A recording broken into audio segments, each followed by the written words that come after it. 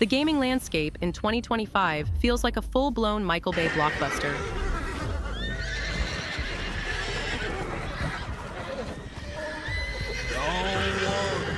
Just come on. Easy. Explosive reveals, unexpected twists, and non-stop chaos at every turn. I've got like 20 insane stories that you don't want to miss. So maybe subscribe for that. Doom: The Dark Ages, taking the narrative to epic heights, and wild shifts in console strategies from both Sony and Xbox. Whether it's the PS5 Pro price drops, Xbox's digital future in Brazil, or lawsuits challenging digital game pricing, every headline packs a punch. Buckle up, this year is just getting started.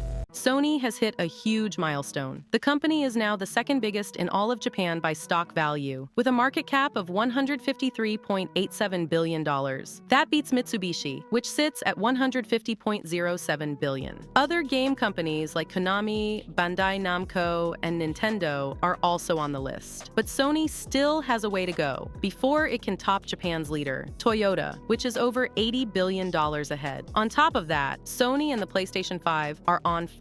In the 30 years of the PlayStation series, the PS5 has become Sony's most profitable console ever, a huge deal considering the record-breaking days of the PlayStation 2. But Sony isn't just about consoles. They're also releasing some killer games and diving into virtual reality with the PlayStation VR 2. Demand for the PS5 and even the PS5 Pro is still sky high, so Sony is ramping up shipments. Meanwhile, Xbox has basically admitted defeat in the console wars and is shifting focus to Xbox Game Pass. Gamers are also buzzing about the upcoming Nintendo Switch 2, with more details coming in April. But some think the Switch 2 might not hit the same sales numbers as its first run. All things considered, it looks like Sony is set to keep riding this wave of success. That's why he's the GOAT!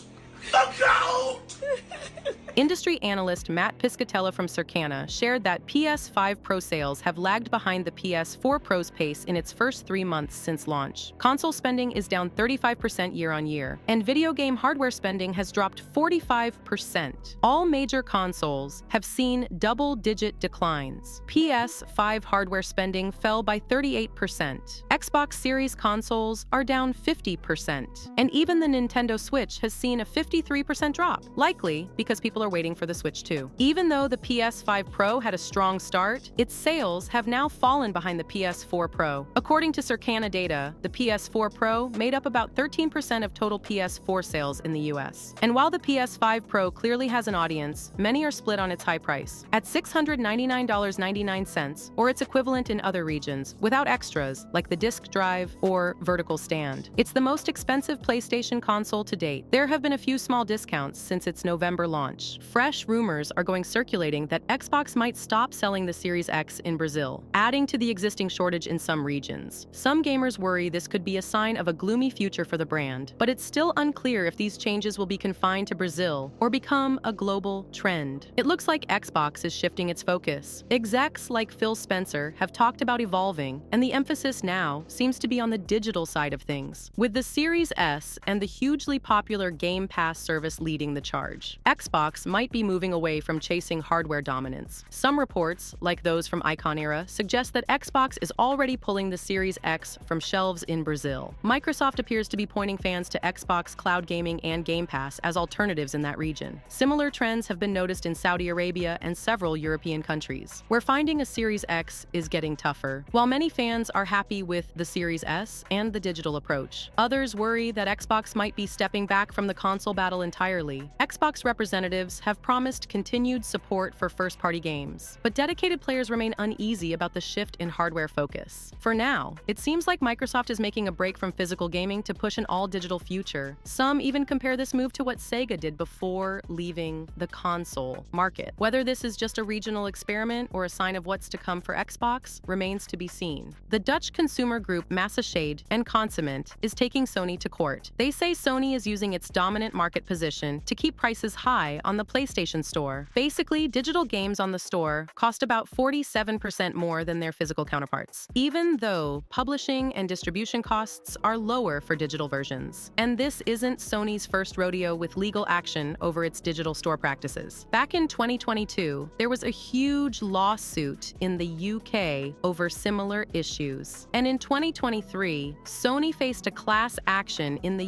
US accusing them of overcharging customers. Now, in 2025, the Netherlands is joining the party. Dutch gamers who've bought anything from the PlayStation Store, including games DLC or microtransactions, can join the lawsuit for free. The lawsuit argues that Sony's closed system and dominant position force artificially high prices on digital games. If successful, it could shake up the digital market by pushing Sony to allow other sellers a piece of the pie. The first court hearing is expected to take place at the end of this year, but the final decision may take a while. This legal move isn't unique in the tech world. Apple has faced similar lawsuits over its App Store fees, and Epic even took on Apple and Google back in 2020. The claims against Sony echo these past battles, alleging overcharging and monopoly behavior in the gaming market. Good grief, have you seen this month's PS Plus lineup? It's utterly bonkers. Our perennial Sony overlords have pulled out a selection that's as unexpected as it is eclectic. For PlayStation Plus Essential subscribers, you get a near-new title, a remake of a 2010 classic, and hold onto your hats, 13 Teenage Mutant Ninja Turtles games. And yes, they're all set to drop from midday on Tuesday, March 4th. First up, Dragon Age: The Veilguard on PS5. A mere 4 months old, this immersive RPG from BioWare picks up right after Dragon Age Origins. Though, you don't need to be a die-hard fan to jump in. You play as Rook, a fully customizable hero, rallying a band of misfits to stave off the collapse of the mystical veil, brought on by a former friend turned foe. The community's reaction to Dragon Age: The Veilguard is as divided as it is passionate. Some longtime fans remember that first playthrough, when every new Dragon Age release was a thrill, even if you had to squint past a few rough edges. But a second run-through peeled away the rose-tinted filters, exposing a slew of issues. From shaky narrative choices and bland writing, to a sense of lost direction that echoes past BioWare misfires. One user lamented that the numbers just didn't add up, while another argued it wasn't so much development hell, as it was a failure of leadership and a misunderstanding of what made the series tick. There are voices in the crowd who insist that, despite its flaws, the game isn't riddled with bugs. They praise its content and solid voice acting, even if the storytelling leaves much to be desired. Meanwhile, others aren't holding back, suggesting that BioWare's recent trajectory has strayed too far from its roots. They compare this shift unfavorably to earlier titles, lamenting that a darker, more nuanced RPG experience might have been sacrificed for a lighter, almost campy tone. In the end, while some find small sparks of brilliance, especially in that unexpectedly powerful third act, the overall sentiment is one of disappointment and nostalgia for the BioWare of old. Next, we have Sonic Colors Ultimate on PS4, also playable on PS5. This isn't just any remake. It's a return to form for Sonic, bringing back the breakneck speed and platforming madness that was sorely missed. With alien wisps fueling Robotnik's mischief, Sonic morphs through a range of transformations, from an overpowered drill to a spiked ball, ensuring every level is a dizzying, adrenaline-fueled ride. The 2021 remaster holds a respectable 7.5 out of 10, with platinum status, achievable in roughly 20 hours. Finally, there's Teenage Mutant Ninja Turtles: The Cowabunga Collection, available on both PS4 and PS5. This compendium assembles 13 classic Turtle titles, spanning everything from 80s arcade cabinets to Game Boy gems. It's a nostalgic feast for anyone who remembers button-bashing their way through Manhattan's underbelly, complete with couch co-op and even online multiplayer in the more advanced entries. So, what's your verdict on this head-spinning PS Plus slate? Excited, bemused, or somewhere in between? Let's hear it in the comments. I see Tarala! Juto!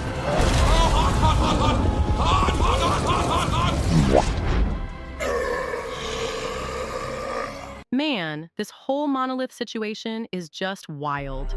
Imagine taking a studio that made one of the most innovative games ever, giving them 7 years and hundreds of millions of dollars, and then, instead of getting a groundbreaking new game, you get a shutdown notice. That's exactly what happened. This report comes from Jason Schreier of Bloomberg. Warner Brothers is shutting down Monolith Productions' Player First Games and Warner Brothers San Diego. Oh, and they're also canceling the Wonder Woman game. And honestly, I can't even say I'm surprised. This is the same team that gave us Middle-earth: Shadow of Mordor back in 2014, a game that revolutionized open-world design with the Nemesis system. A few years later, they followed up with Shadow of War, which should have been another hit but was buried under terrible microtransactions. The monetization was so bad, it completely overshadowed how great the core game actually was. After that, radio silence for 7 years. They were working on something new, but leadership changes, creative struggles, and Warner Brothers constantly meddling completely derailed everything. By the time they settled on Wonder Woman, the monolith we knew was already gone. Most of the key developers had left, including the studio head, Kevin Stevens, who's now at EA working on the Black Panther game. On paper, a Wonder Woman game with the Nemesis system sounded awesome, but behind the scenes, the project was a mess. At one point, they tried to reinvent the Nemesis system into something where enemies became your friends instead of rivals. Yes, instead of epic grudge matches against vengeful enemies, the system would help you make new buddies. Then, in early 2024, Warner Brothers rebooted the project entirely, reportedly shifting it towards live service elements, which, let's be real, was probably the final nail in the coffin. If you've seen what happened with Suicide Squad Kill the Justice League, you know exactly why that's a bad idea. Instead of letting Monolith cook, Warner Brothers execs kept pushing them toward their biggest moneymakers: Harry Potter, Mortal Kombat, Game of Thrones, and DC superheroes. That's where they're putting all their focus now. Meaning, risky, innovative ideas don't stand a chance. And let's not forget,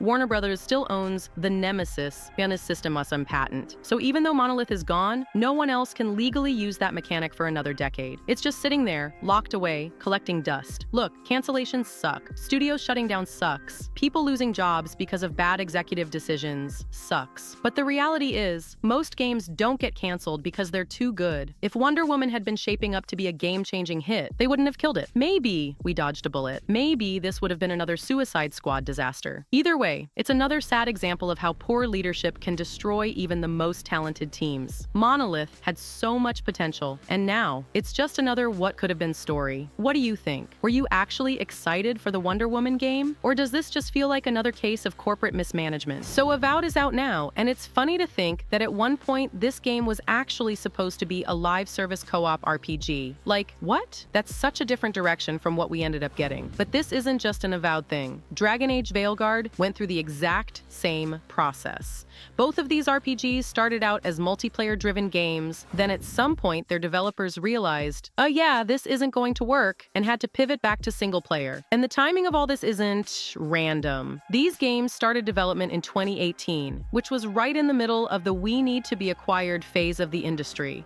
That was when studios were trying to make themselves look as financially appealing as possible to bigger companies like Microsoft. And how do you do that? You show that you can make a live service game that prints money. That's why around this time, you had games like Redfall, Fallout 76, Conquered, Avowed, and Veilguard all being greenlit as multiplayer-focused projects, not because studios wanted to make them, but because they needed to look valuable to potential buyers. And in Avowed's case, it was originally pitched as an open-world multiplayer RPG with a structure compared to Destiny. But then Microsoft bought Obsidian, and that multiplayer angle was scrapped. Instead, the game got rebooted in 2021 and turned into what we have now, an open-zone single-player RPG, more in line with the Outer Worlds. And even though it's a completely different experience now, you can still kind of feel the remnants of that multiplayer origin. Like the camp system, it feels like it was supposed to be a matchmaking hub where players would team up before heading into quests. But in the final game, it's just kind of there. And this isn't just an Avowed problem. Veilguard also has issues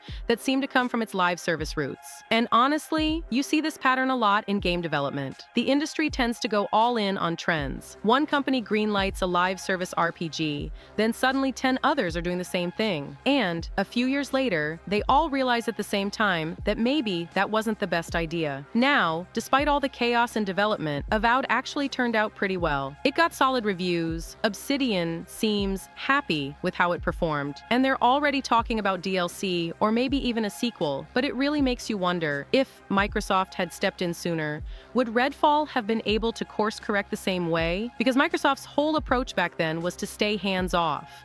Let studios operate like they weren't even acquired. The problem is, some of these studios, like Arcane Austin, were working on games they didn't even want to make. So instead of intervening, Microsoft just let Redfall happen. And we all saw how that turned out. Obsidian, on the other hand, was in a much better position. They weren't relying on Avowed to be a massive hit, because they had other projects going at the same time. Pentiment grounded Outer Worlds 2, so they had the flexibility to reboot Avowed when it wasn't working. And this is what's really impressive about Obsidian. While a lot of studios are taking 6, 7, even 10 years between major releases, Obsidian is somehow managing to ship 4 games in 5 years. They're not making massive AAA blockbusters, but they figured out how to manage scope in a way that keeps them releasing games at a steady pace. And this is the biggest problem in the industry right now. Studios are constantly chasing these massive $300 million projects that take forever to make and might never even break even. Obsidian has kind of sidestepped that issue by keeping their games smaller, more focused,